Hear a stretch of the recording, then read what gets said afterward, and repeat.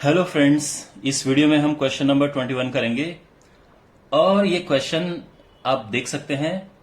Two charges minus Q and plus Q R located at point this. अब ये जो उन्होंने कार्टेशियन ये बना रखा है ये 3D है, तो 3D में हमें बनाना होगा। ये एक्स एक्सिस है और हम एक काम करेंगे, इसे वाई ले लेंगे, इसे जेड ले लेंगे। उसका रीजन ये है कि हमें जेड पे ज्यादा पॉइंट्स शो करने, इसीलिए। तो ये जो चार्जेस हैं 0 0 माइनस ए, यानी यहां पे है माइनस क्यू चार्ज। ठीक है, ये है 0 0 माइनस ए और यहां पे है 0 0 प्लस ए और यहां पे चार्ज है प्लस क्यू। ठीक है, अब इसके बाद फर्स्ट जो इसका पार्ट है वो उसमें ही हमें बताना है what is the electrostatic potential at points 0 0 Z. तो 0 0 जेड समवेयर यहां कहीं होगा, वो यहां भी हो सकता है और वो यहां भी हो सकता है, कहीं भी हो सकता है। ठीक है ना, तो कोई इसमें ऐसा प्रॉब्लम नहीं, यहां पे कहीं भी ले सकते हैं हम 0 0 जेड। ओके, तो दूसरा जो है this is origin X Y 0। अब एक्स वाई 0 जो पॉइंट है वो आप देख सकते हैं एक्स वाई लिखा है, तो वो एक्स और वाई एक्स वाई 0 है, यानी जेड में तो बिल्कुल नहीं, वो एक्स वाई में है। दूसरा पॉइंट बड़ा इंटरेस्टिंग है क्योंकि वो जो हमारा वाई जेड प्लेन है उसमें कहीं है। मैं आपको जस्ट बता रहा हूं, ठीक है, आपको कहीं भी इवन फिगर भी बनाने की ऐसा कुछ खास जरूरत है नहीं, ठीक है, बट मैं थोड़ा सा एक्सप्लेन कर रहा हूं। तो ये हमारा एक्स वाई प्लेन है, पॉइंट यहां कहीं है वो। तो ये जो पॉइंट है ये एक्स वाई कॉमा 0 पॉइंट है। तो जो पहला पार्ट करते हैं, इसे हमें यहां पे बताना है पोटेंशियल एट 0 0 जेड। तो यहां पे पोटेंशियल देखिए, पोटेंशियल जो होता है ये दो की वजह से यहां पे है, एक प्लस जेड प्लस क्यू वाले की वजह से और दूसरा माइनस क्यू वाले की वजह से। प्लस क्यू की वजह से देखो 1/4 pi epsilon not Q upon distance between at this देखना है ड्यू टू दिस। तो इसके और इसके बीच की डिस्टेंस क्या होगी, तो सिंपली हम कर देंगे, जो डिस्टेंस है वो है, देखो इमेजिन करो कि पॉइंट यहां पे है, ठीक है ना, 0 0 जेड। तो हम क्या करेंगे, z माइनस ए, ये हो गया है। और अब इसकी वजह से निकालो 1/4 pi epsilon not minus Q upon, ये हो जाएगा पॉइंट z माइनस माइनस ए, तो z प्लस ए हो जाएगा। आपको समझ आ रहा है, यानी आपको याद होगा जो डिस्टेंस फॉर्मूला होता है, तो दो पॉइंट्स के बीच का जो डिस्टेंस हम लिखते हैं that is x2 minus x1 square plus y2 minus y1 square plus z2 minus z1 square. तो यहां पे ये दोनों 0 हैं, ठीक है, मैं इस पॉइंट की और ये इन दोनों पॉइंट्स की बात कर रहा हूं। और यहां पे मैं z माइनस ए का स्क्वायर लिखूंगा और बाद में वो z माइनस ए हो जाएगा स्क्वायर रूट से बाहर आके। तो ये सिचुएशन है z माइनस ए इसके लिए और z प्लस ए इसके लिए। अब यहां पे कॉमन आ रहा है q upon 4 pi epsilon not, अंदर बचेगा 1 अपॉन z माइनस ए माइनस 1 अपॉन z प्लस ए। अब इसे हमने सिंप्लीफाई करना है, तो ये हो जाएगा q upon 4 pi epsilon not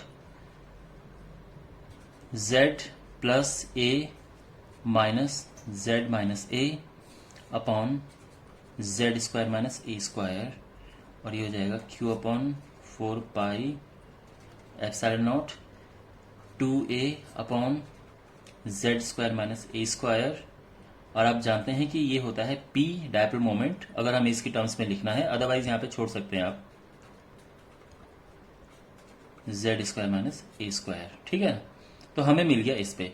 अब हमें निकालना है किस पे, एट x y 0, इस पे निकालना है। तो देखो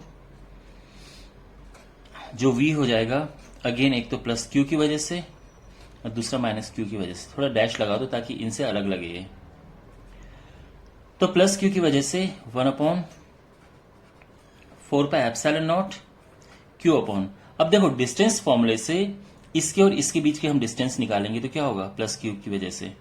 तो आप भी समझते हैं ये हो जाएगा x² plus y² plus a²। ठीक है ना, हमारे पास ये पॉइंट है और ये पॉइंट, इनके बीच की डिस्टेंस निकालनी है। दूसरा माइनस क्यू की वजह से, तो ये भी सेम होगा x² प्लस y²। वैसे माइनस ए माइनस माइनस ये प्लस हो जाएगा, आई मीन यहां पे ये भी a² आएगा। तो आप देख सकते हैं बिल्कुल इक्वल एंड ऑपोजिट है और ये 0 आ गया। वैसे भी आप देख सकते हैं ये डाइपोल बनाता है। ठीक है, दो equal charges are separated by some distance, और जो ये प्लेन परपेंडिकुलर है इसके किसी भी पॉइंट पे इसका जो पोटेंशियल है वो 0 होगा। आपको पता है कि जो डाइपोल होता है उसके प्लेन परपेंडिकुलर पे हमेशा डाइपोल मोमेंट हमेशा टोटल पोटेंशियल 0 होता है। ठीक है, इस पे तो ये समझ आ गया। अब इस क्वेश्चन का बी पार्ट देखते हैं। जो इस क्वेश्चन का बी पार्ट है उसमें ये बताना है कि जो ये हमारे पास सिस्टम है उस सिस्टम्स के ओरिजिन से आर डिस्टेंस भी, आर डिस्टेंस यहां भी हो सकती है यहां भी हो सकती है। यहां पे जो पोटेंशियल है उसकी आर पे डिपेंडेंस बतानी है कि आर पे वो किस तरह से डिपेंडेंट है। बेसिकली ये सिचुएशन सेम है जब हमारे पास एक डाइपोल होता है, ये डाइपोल है, plus Q minus Q separated by a distance 2a, और इफ यू रिकॉल कि सेंटर से आर डिस्टेंस पे हमें पोटेंशियल जब डिराइव करना था, तो देखो आर डिस्टेंस पे हमें एट एन एंगल थीटा यहां पे पोटेंशियल बताना था और हमने ये डेरिवेशन किया था। ये जो सिचुएशन है ये बिल्कुल सेम है, देख सकते हैं आप, प्लस क्यू माइनस क्यू, और ये भी ए है ये भी ए है, सेम सिचुएशन है। ओरिजिन से आर डिस्टेंस पे बताना है पोटेंशियल की आर पे डिपेंडेंस, ये ऑब्टेन करनी है। तो आप सिंपली क्या करेंगे, देखो यहां पे जो पोटेंशियल है that is 1/4πε0 p cos theta upon r²। तो आप सिंपली कहेंगे जो पोटेंशियल है वो इनवर्सली प्रोपोर्शनल टू r² होता है। ये है इसकी डिपेंडेंस। अंडरस्टैंड? तो अगर आपको ये डिराइव करने को पूछा जाए तो पहले आप इसे डिराइव करना फिर ये लिखना, लेकिन जस्ट अगर ये पूछा जाए कि इनमें रिलेशन क्या है तो आप सीधे ये फॉर्मूला लिख के ये लिख सकते हैं। एंड फाइनली थर्ड पार्ट इस क्वेश्चन का है। इसमें क्या करना है कि एक पॉइंट हमारे पास ये है और दूसरा ये है। टेस्ट चार्ज को हम यहां से यहां पे ले गए तो हमें बताना है कि कितना वर्क डन है। देखो यहां पे भी एक पोटेंशियल है, यहां पे भी एक पोटेंशियल है, तो जो वर्क डन का फॉर्मूला होता है you know that it is Q0 final potential minus initial potential. This is point A, this is point B, and it is 0। Y?